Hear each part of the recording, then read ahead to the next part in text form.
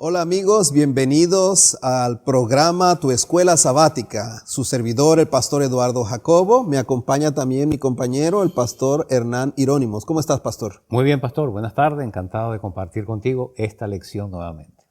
Bueno, estamos de regreso nuevamente para repasar la lección de esta semana de la Escuela Sabática. Durante este trimestre estamos estudiando el pacto, la verdad presente en el libro de Deuteronomio, y verdaderamente que ha sido interesante esta jornada a través nuevamente del concepto del pacto, ¿no? Así que el día de hoy estamos cubriendo la lección número 4 que lleva por título Amarás al Señor tu Dios. ¿Qué te pareció la lección, pastor? Excelente. Vamos a orar, pastor, y empezamos. Claro que sí, vamos a orar. Adelante. Oremos. Padre, aquí estamos en esta tarde, en este día, dispuestos a compartir esta lección nuevamente con nuestra audiencia. Bendice cada corazón, que pueda llegar este mensaje y pueda ser entendido, pueda motivar el amor en nosotros hacia ti, así como tú lo has tenido siempre por nosotros. Gracias por esta oportunidad. Pedimos tu bendición en el nombre de Jesús. Amén. Amén.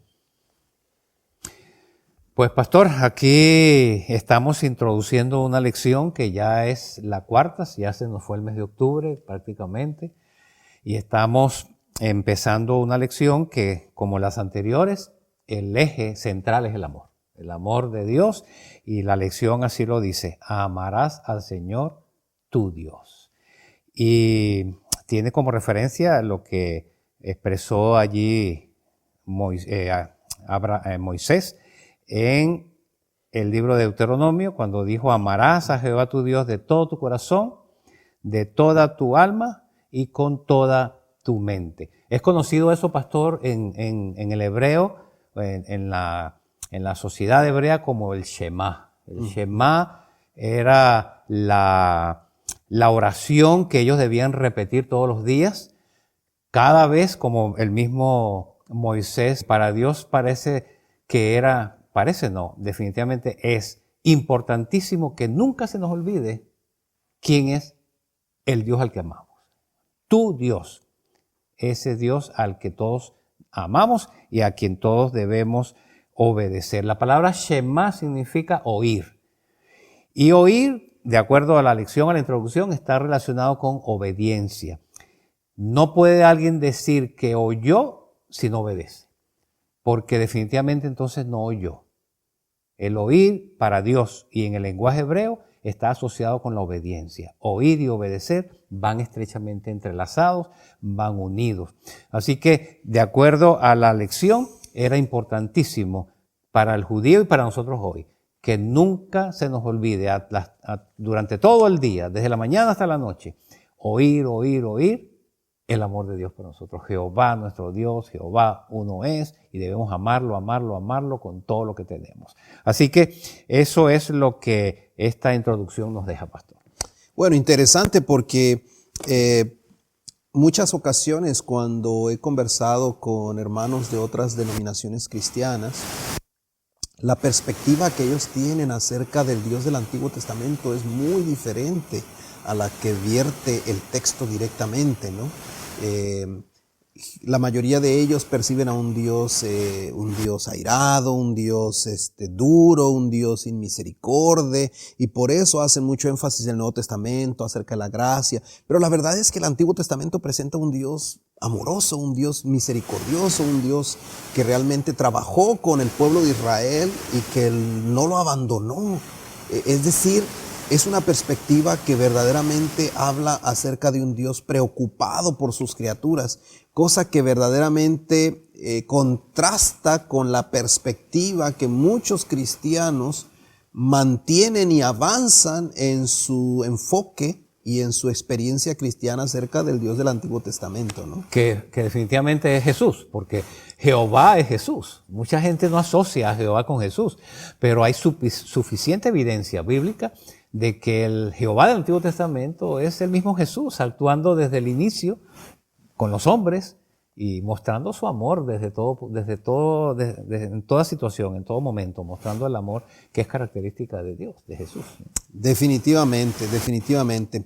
Pastor, yo quiero hacerte una pregunta y está por ahí en el texto de la lección, en Deuteronomio capítulo 6, versículos 1 y 2. Y voy a leer el texto. Dice: estos pues son los mandamientos, estatutos y decretos que Jehová vuestro Dios mandó que os enseñase para que los pongáis por obra en la tierra a la cual pasáis vosotros a tomarla, para que temas a Jehová tu Dios, guardando todos sus estatutos y sus mandamientos que yo te mando, tú, tu hijo y el hijo de tu hijo, todos los días de tu vida, para que tus días sean prolongados. Deuteronomio capítulo 6, versículos 1 y 2.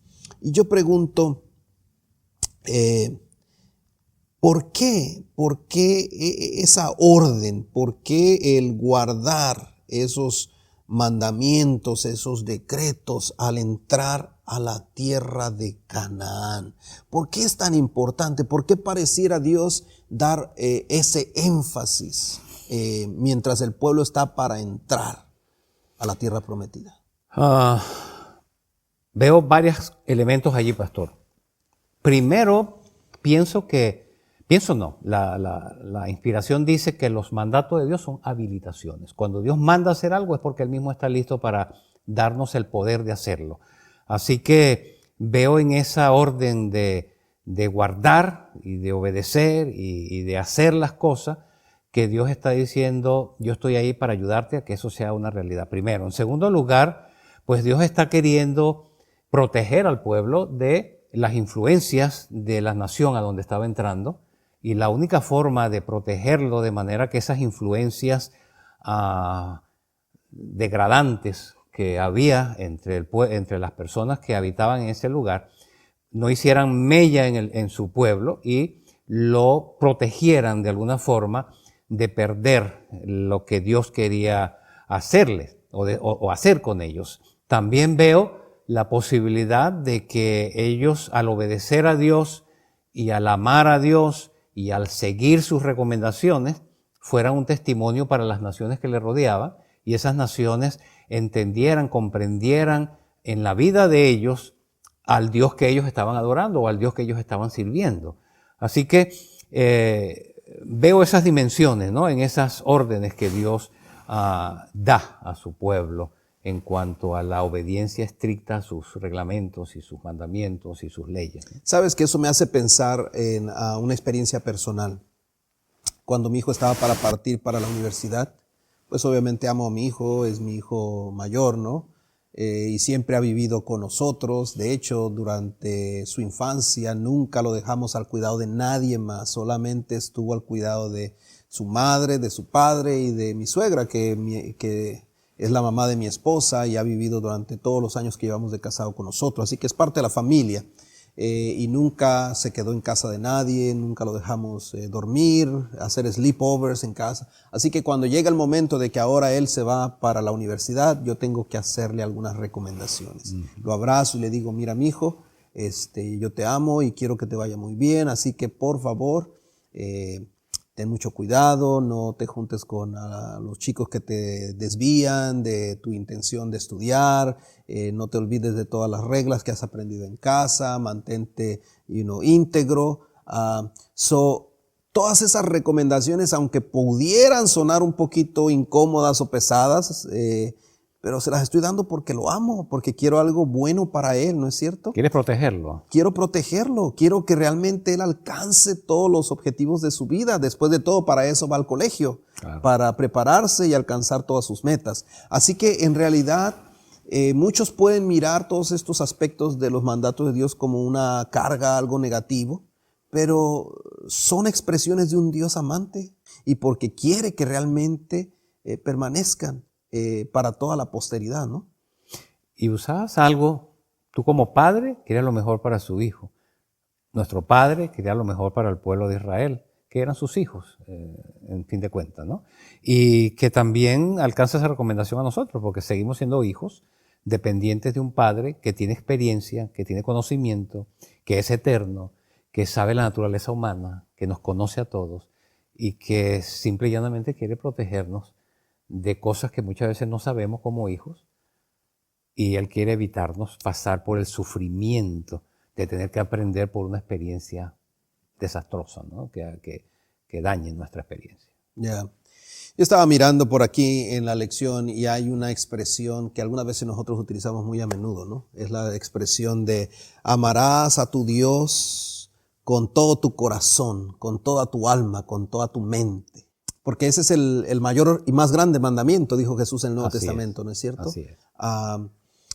¿Qué significa realmente amar a Dios con toda tu alma, con toda tu mente, con todo tu corazón, en términos sencillos?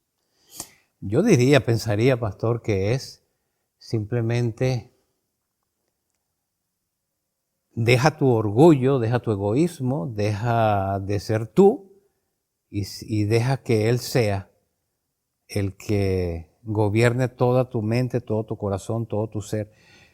Que ese amor que fluye de Él, que es amor, impregne de tal manera mi vida que no haya ningún elemento de mi ser, que ni en pensamiento, ni en acción, por eso que involucra la mente, el corazón, todo el ser, que no haya ningún elemento que se independice del debido respeto, la debida obediencia, la debida adoración que yo le debo dar a Dios. Y entiendo de que eso ocurre solamente cuando Él es el que tiene el control absoluto de mi vida. Y el control absoluto de mi vida lo va a tener única y exclusivamente cuando yo aprecio su amor, cuando para mí el amor de Él es lo suficientemente grande como para llevarme a mí a entregarle el mío o entregarle mi amor. Cuando yo entrego mi amor, estoy dejando de existir yo para que exista Él. Viene a mi mente lo que Pablo dice, ya no vivo yo, vive Cristo en mí. Cuando Cristo vive en mí, voy a pensar, voy a actuar, voy a hacer todo de acuerdo a la influencia de ese amor en mi vida. O sea, en pocas palabras, es amar a Dios más de lo que yo me amo a mí mismo. Me parece que es una buena definición. Y debemos entender que el problema nuestro, el problema del pecado nuestro, se refleja en forma concreta en nuestro amor al yo, ¿no? El egoísmo de nuestro corazón, la naturaleza egocéntrica con la que estamos luchando. Y esa es la razón por la cual siempre he dicho que nuestra lucha no es contra cosas. Algunas veces en la iglesia pensamos, bueno, yo estoy luchando contra el tabaco, contra el alcohol, o contra el café, contra la coca, contra esto, contra la carne.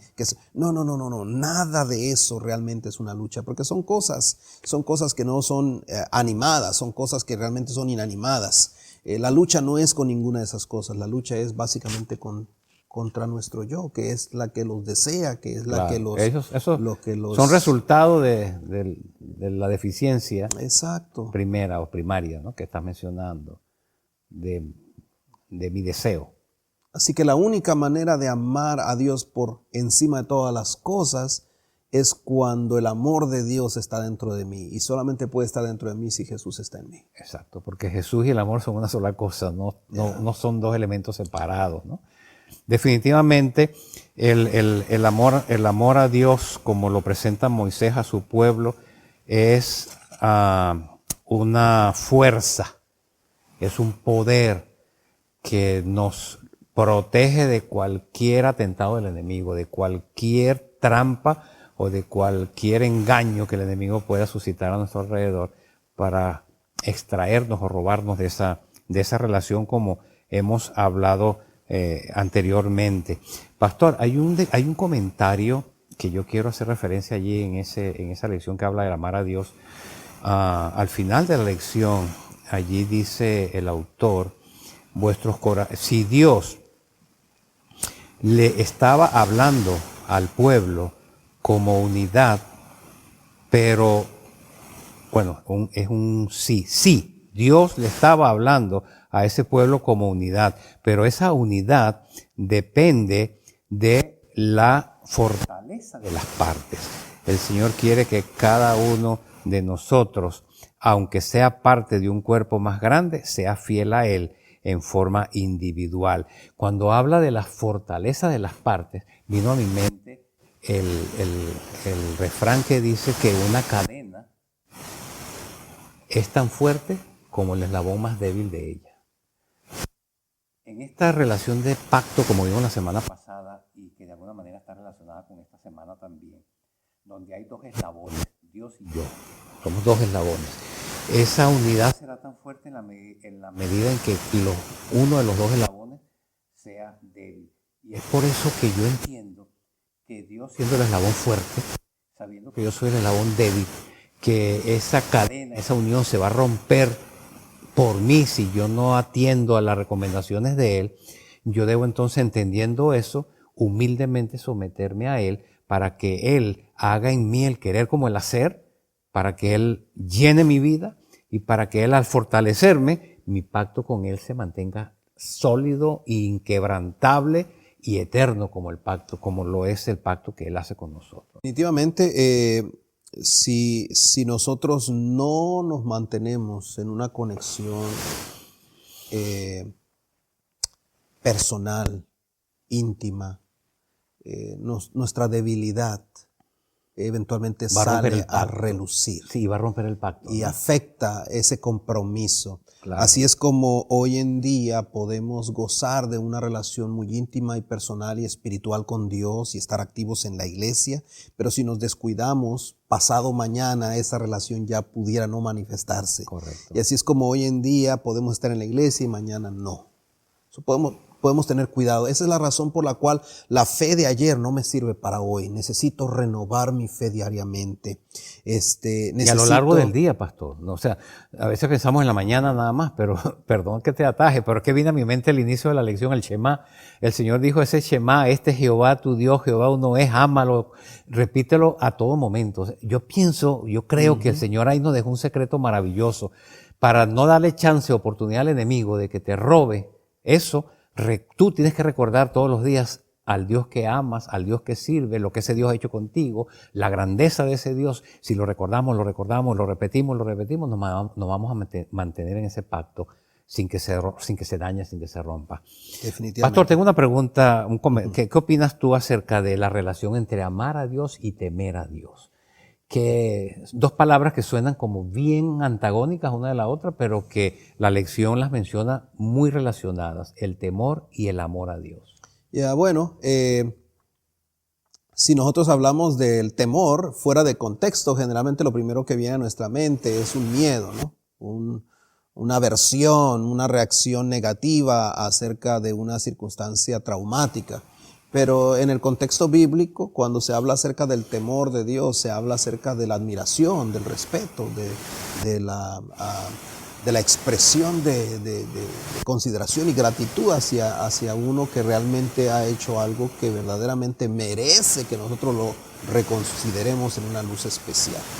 Y solamente puede haber temor de Dios cuando hay amor a Dios. Es decir, solamente puede uno respetar a ese Dios todopoderoso, admirarlo, cuando hemos entendido con el amor con el que nos ha amado. Por eso es que la relación del temor y del amor viene como una interacción entre la comprensión que tenemos del amor de Dios en nuestra vida y la respuesta de sumisión que podemos ofrecerle a Él cuando finalmente nos vemos a nosotros mismos en la luz que nos corresponde. Y esa es una de las razones por las cuales nosotros podemos amarlo y reverenciarlo, amarlo y temerlo, es decir, amarlo y respetarlo, de tal forma que haya una armonía entre lo que vemos y lo que hacemos. Es decir, lo que hemos escuchado y lo que practicamos. Repetiste varias veces que primero es el amor y después el temor. O sea que el encuentro de nosotros con Dios nos hace admirarlo, amarlo, desearlo por todo lo que Él ha hecho. Y como resultado de eso, entonces, o junto con eso, encuentro que siendo un Dios que hizo tanto por nosotros sin merecerlo, que está dispuesto a correr no 1 ni 10, ni 1000 millas y todos los días estar a mi lado para ayudarme, termino respetándolo, termino admirándolo, termino queriendo hacer lo que Él dice y no otra cosa, ¿no? Que eso es parte quizás también de la obediencia, ¿no? Cuando yo amo a alguien, lo respeto por la intensidad de su amor, termino subyugado y rendido a sus pies y no hago otra cosa más que lo que Él quiere o lo que Él espera. Bueno, y esa era la dinámica en el huerto del Edén. O sea, honestamente, Adán nunca vio a Dios crear absolutamente nada, pero todo lo que Adán vio a su alrededor era perfecto. O sea que tenía razones para confiar, para admirar, para amar a Dios, porque Dios todo lo que hizo, lo hizo para ellos. Entonces, eso era lo que debía haber sucedido en el huerto del Edén. Después de que Dios les mostró todas las cosas que Él había hecho, aunque no habían visto a Dios hacer nada, lo que Dios esperaba era que ellos temieran a Dios. De tal manera que ante el dicho de no comerás de este árbol, automáticamente ellos de corazón lo siguieran. Respeto, ¿no? Por la recomendación de ese Dios que le dio todo. Por supuesto. Lo más hermoso que y eso es lo que Dios espera también de nosotros hoy en día, ¿no? Como resultado de lo que Dios ha hecho por nosotros. Esa es la razón por la cual el Evangelio siempre va adelante. Esa es la razón por la cual Jesús siempre es levantado y a todos atrae.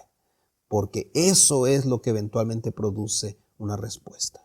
La lección sigue en el siguiente punto diciendo, y está conectado con lo que acabas de decir, pastor, que lo hacemos porque Él nos amó primero. O sea, nuestra respuesta de amor a Él es simple y llanamente eso, respuesta, porque Él tomó la iniciativa. Él siempre ha tomado la iniciativa y Él siempre la va a seguir tomando, porque Él es el que sabe, Él es el que conoce, Él es el que guía, Él es el que influye, Él es el que determina qué es lo mejor para nosotros. Y siempre como ese Dios conocedor, amoroso y poderoso, siempre ha tomado la iniciativa. Y yo como respuesta, pues me gusta esa palabra que usé anteriormente, me subyugo a su autoridad, a su demostración de amor. La lección nos decía que Él nos amó a nosotros primero. Es decir, que a pesar de nuestros defectos, de nuestros fracasos, de nuestros pecados, el amor de Dios por el pueblo de Israel y por nosotros nunca cambia. Siempre se ha mantenido igualito, igual de firme, igual de constante, igual de poderoso. Es un Dios poderosamente maravilloso que cuando uno piensa y considera estas cosas no tiene más que hacer sino caer rendido a sus pies, pastor. La verdad es que nosotros no producimos el amor. El amor lo produce Dios. Y cuando hablamos acerca del amor, en la Biblia, siempre que se habla del amor de Dios, se utiliza una palabra diferente a la palabra que se utiliza cuando se relaciona el amor con el ser humano. Por ejemplo, cuando nosotros hablamos del amor que tiene una madre por su criatura, hablamos de la palabra fileo. Cuando hablamos del amor que tiene un hombre por una mujer, hablamos del amor eros. Pero cuando hablamos del amor de Dios por sus criaturas, no se utiliza ninguno de esos dos términos, se utiliza la palabra ágape. Y sabes, pastor, eso es exactamente lo que Dios desea insertar en nuestro corazón, ágape. Un amor que no hace diferencia. Incondicional. Un amor que es incondicional, un amor que está centrado fuera de sí, un amor que realmente te permite, independiente de la respuesta de aquel que es objeto de su beneficio y de su expresión, lo reciba de todas maneras, aunque no lo aprecie, aunque no lo acepte, como quiera que sea, tú solo das. Ese es el amor que Dios desea restaurar y ese es el amor que Él quiere implementar en la vida de todos aquellos que eventualmente llegan a amar a Dios, ¿no? Así que... Y qué astuto, perdón, pastor, qué astuto ha sido Satanás en hacernos creer que cuando nos equivocamos o cometemos algún error o tenemos algún defecto, debemos alejarnos de Dios, porque ¿cómo me presento ante Él? Sin entender la profundidad de ese amor que es incondicional. No importa cuán hondo, sucio y bajo yo me encuentre, Él me sigue amando como que si fuera el ser más obediente de la tierra. Y qué hermoso es pensar de esa manera, ¿no? Para poder tener una relación íntima y que nada la rompa, ¿no? Por eso es que el Evangelio verdaderamente unió el cielo con la tierra. Porque finalmente, a través de la cruz de nuestro Señor Jesucristo, Dios eliminó todas las cosas que podían separar a la humanidad de su Creador. Y finalmente es en la cruz que Dios manifiesta que Él nos ha amado todo el tiempo y nos ha amado con un amor eterno. Y lo ¿verdad? Seguirá haciendo hasta y lo el seguirá final. haciendo, ¿verdad? Así que esa es la razón por la cual nosotros todo lo que hacemos en realidad, aún en el contexto de la obediencia a Dios, todo lo que hacemos debe de ser básicamente una expresión de respuesta al amor divino. Así que gloria sea a Dios por lo que ha hecho por nosotros y por lo que produce. Amén, nosotros, amén. Encontramos también, pastor, a mitad de la semana en la lección, que la declaración, ¿no? Si me ama, guarda mis mandamientos. Uh-huh. Si me amas, guarda mis mandamientos. Necesariamente la obediencia está asociada con el amor. Quien dice que ama y no guarda, dice la Biblia que es un mentiroso. No me conoce, dice Dios. No sabe lo que está hablando. Está en un mundo perdido. Toda persona que ha experimentado el amor de Dios, lo dijimos la semana pasada en el repaso de la lección, definitivamente va a obedecer o va a guardar los mandamientos. Y había un comentario en la lección que nos mostraba que siempre Dios manifestó su poder y su amor hacia el pueblo después, o las exigencias de Dios hacia su pueblo después de haber mostrado su amor. Primero muestra el amor y después muestro cuáles son las exigencias. Primero te redimo y después entonces te digo, ok, obedéceme. Okay. Eso es lo que encontramos que la lección enfatiza en esta semana. El obedecer siempre está asociado con el amor que Dios primero me manifestó a mí y es una demostración de mi amor por Él. Sí, verdaderamente cada vez que en la Escritura se habla acerca de la obediencia, siempre el contexto es la redención. Siempre el contexto es el beneficio del amor divino, primero. ¿Por qué razón? Porque el ser humano finalmente es apelado sobre la base del amor de Dios, sobre la base de lo que Dios ha hecho por el ser humano. Nunca Dios espera que el ser humano responda de sí mismo o a cualquier actividad que él haya hecho como iniciador. Siempre es Dios el que busca, siempre es Dios el que actúa, siempre Dios es el que salva, siempre Dios es el que comienza, siempre Dios es el que inicia, ¿no?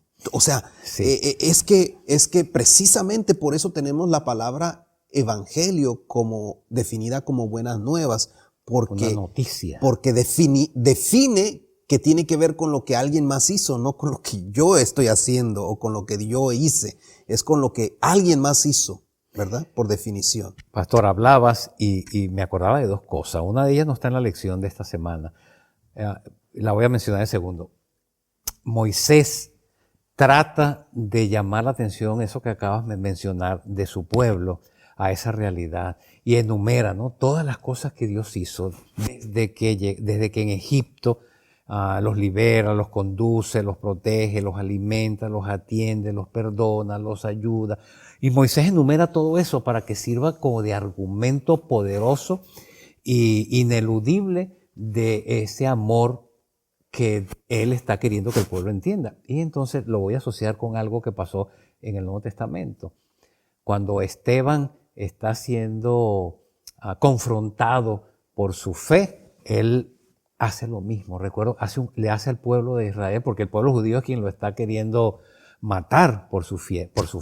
Él les recuerda nuevamente la historia del pueblo, ¿no? Cómo Dios los sacó de Egipto, cómo los liberó, cómo los cuidó, cómo les abrió el mar, cómo les protegió de los enemigos, cómo hizo tantas bendiciones hasta que finalmente llega el momento en que Jesús, pues la demostración perfecta del amor, muere y entrega su vida por ellos. ¿Y qué hizo el pueblo? ¿Qué hizo la nación? Ante esa evidencia de amor que nuevamente le repasa las pruebas del amor de Dios, lo terminan matando. Es triste, ¿no? Como nosotros no reaccionamos ante ese amor y dejamos que el enemigo nos enceguezca pensando que más bien es un llamado de una obligación y más bien de una respuesta a una demostración de amor. Yeah. Y quizá debamos cerrar en esta ocasión con el primer mandamiento, ¿no? Amarás a tu Dios con toda tu alma, con toda tu mente. Yo pienso que necesitamos a manera personal, sin que nadie más nos los tenga que decir. Nosotros a nivel personal necesitamos evaluarnos a la luz de esa realidad. Amén. ¿Amamos nosotros a Dios por encima de lo que nos amamos a nosotros mismos? ¿Amamos a Dios de tal manera que estamos dispuestos a dejar todo, o sacrificar todo, o ignorar todo lo demás, de tal forma que Dios tenga el lugar supremo? Yo creo que nosotros, sin necesidad de que alguien más nos diga cuán bien o cuán mal estamos, nosotros mismos podemos responder esa pregunta y finalmente ser honestos y transparentes con Dios. Yo creo que en la medida en la que el Señor obra en nuestra vida puede reflejar cuánto realmente hemos aprovechado su gracia transformadora en nuestro corazón. Y yo creo que eso, al final del día, es lo que nos da a nosotros la plena seguridad de que Dios nos ha amado y nos ha transformado de tal forma que hoy somos nuevas criaturas, ¿no? Pastor, necesitamos cerrar. Ok. Bueno, apreciada audiencia, qué gusto que hoy nuevamente nos acompañan. Definitivamente hemos hablado, repetido una y otra vez el término o la expresión amor. Creo que es tan fácil, todo el mundo cree saber lo que es amor, pero qué complicado, si es que la palabra cabe, tener la capacidad de dejar que Dios se manifieste tal como es, como amor en nuestras vidas. Dios pueda quitar lo que nos impide entender ese amor y estemos listos a experimentarlo con una respuesta de obediencia y de amor al que nos amó primero. Dios te bendiga, Dios te guarde y sigue adelante en el estudio de estas lecciones. Ojalá que cuando terminemos lo que Moisés quería con el pueblo de Israel, Dios lo pueda conseguir también con nosotros. Que apreciemos y amemos tanto a Dios que estemos dispuestos a hacer todo por el que hizo todo por nosotros. Hasta la próxima.